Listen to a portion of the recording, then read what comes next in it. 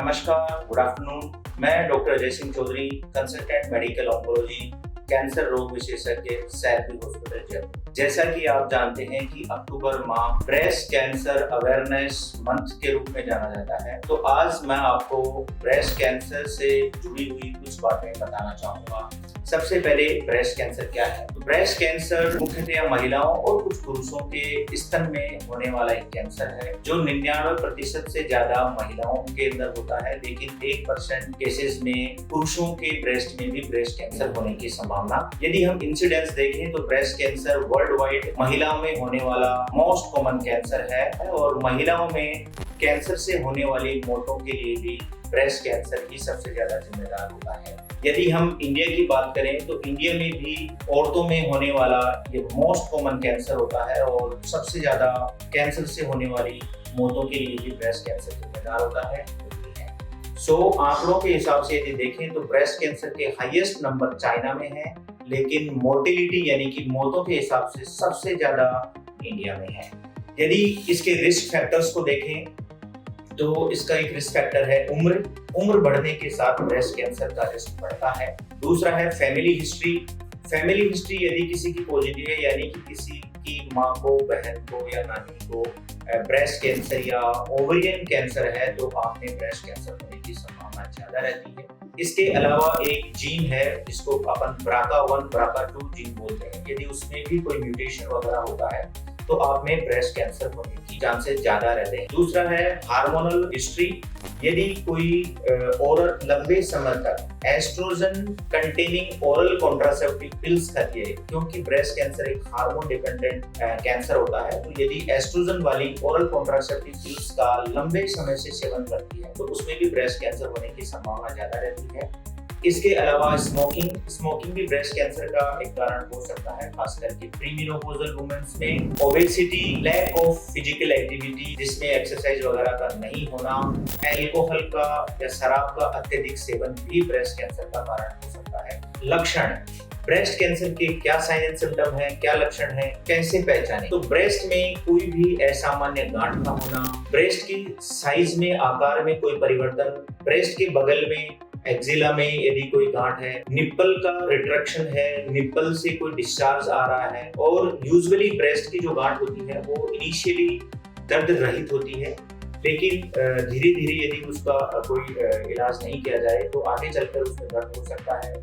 Breast की skin के अंदर भी चेंजेस आपको देख सकते हैं, जैसे ऑरेंज के छिलके के जैसी भी स्किन दिख सकती है, जिसको POD ऑरेंज अपीयरेंस बोलते हैं। डिम्पलिंग हो सकता है जिसमें ब्रेस्ट में एक गड्ढा हो सकता है। तो ये सब चीजें ब्रेस्ट के सिम्टम्स हो सकते हैं। यदि आपको इस तरह के कोई सिम्टम्स दिखते हैं तो उसको अपने को डायग्नोसिस करना होता है, उसका निदान करना होता है, जिसमें प्रॉपर हिस्ट्री लेने के बाद में एक प्रॉपर थोरो फिजिकल एग्जामिनेशन करते हैं, जिसमें ब्रेस्ट का पूरा एग्जामिनेशन है, बगल का एग्जामिनेशन है और भी शरीर का पूरा एग्जामिनेशन करके उसको पूरा देखा जाता है।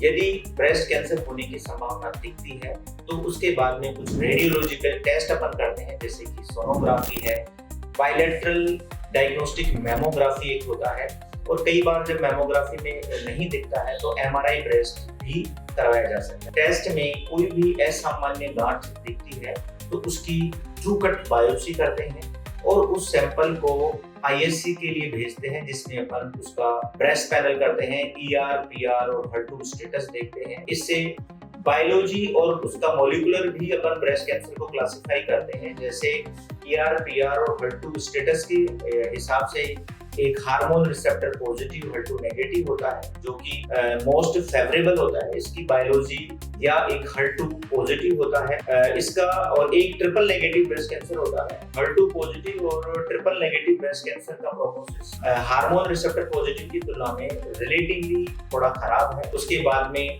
रेडिएशन का भी प्लस माइनस रहता है, जैसे जो भी नोड पॉजिटिव वगैरह आते हैं उसमें रेडियोथेरेपी भी करनी पड़ती है और फिर आगे हार्मोनल थेरेपी देते हैं।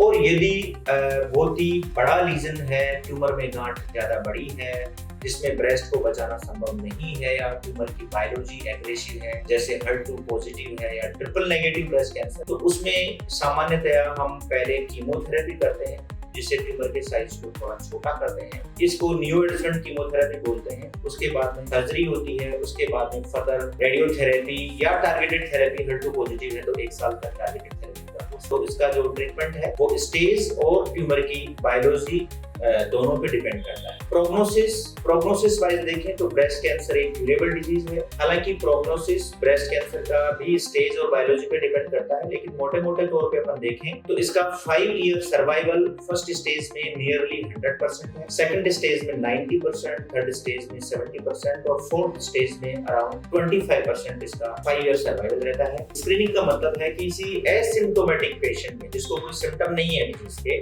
उसमें कैंसर की एक्टिव सर्च करना स्क्रीनिंग कहलाता है। यदि अपन ब्रेस्ट कैंसर के या स्तन कैंसर के संदर्भ में बात करें तो इसके लिए कई मेथड हैं, जैसे clinical breast examination, screening mammography, ultrasonography और MRI ब्रेस्ट। और इसमें भी स्क्रीनिंग 2 तरह से कर सकते हैं, एक एवरेज रिस्क में और एक हाई रिस्क में। एवरेज रिस्क मतलब जिसके अंदर कोई फैमिली हिस्ट्री पॉजिटिव नहीं है, उसके अंदर अपन 25 साल की उम्र के बाद में क्लिनिकल ब्रेस्ट एग्जामिनेशन के द्वारा स्क्रीनिंग कर सकते हैं। और 40 साल के बाद में जनरली इंडियन वुमेन्स में 50% से ज्यादा केसेस लेट डायग्नोस होते हैं, स्टेज 3 और स्टेज 4 में डायग्नोस होते हैं, जिनका प्रोग्नोसिस रिलेटिवली पुअर होता है। दूसरा, लैक ऑफ अवेयरनेस। इंडिया में ब्रेस्ट कैंसर के प्रति या उसके लक्षणों को पहचानने की अवेयरनेस की थोड़ी कमी है, स्क्रीनिंग मेथड्स के बारे में अवेयरनेस नहीं है। और तीसरा है लिमिटेड रिसोर्सेज, जो इंडिया में अभी फेस करने पड़ते हैं, लेकिन धीरे धीरे इन चीजों को ठीक किया जा रहा है। सबसे पहले तो prevention is better than cure. कोशिश करें ब्रेस्ट कैंसर के रिस्क फैक्टर्स को कम करें, स्मोकिंग को बंद करें, ओबेसिटी से बचें, फिजिकल एक्टिविटी निरंतर रेगुलर करें, कोई भी सेडेंटरी लाइफस्टाइल को अवॉइड करें, ओरल कॉन्ट्रासेप्टिव पिल्स का यूज भी लिमिटेड रखा जाए, तो इन चीजों को कुछ हद तक कम किया जा सकता है। ब्रेस्ट कैंसर से बचें। ब्रेस्ट कैंसर क्यूरेबल डिजीज है, इससे डरे नहीं, होने पर तुरंत चिकित्सक से संपर्क करें। धन्यवाद।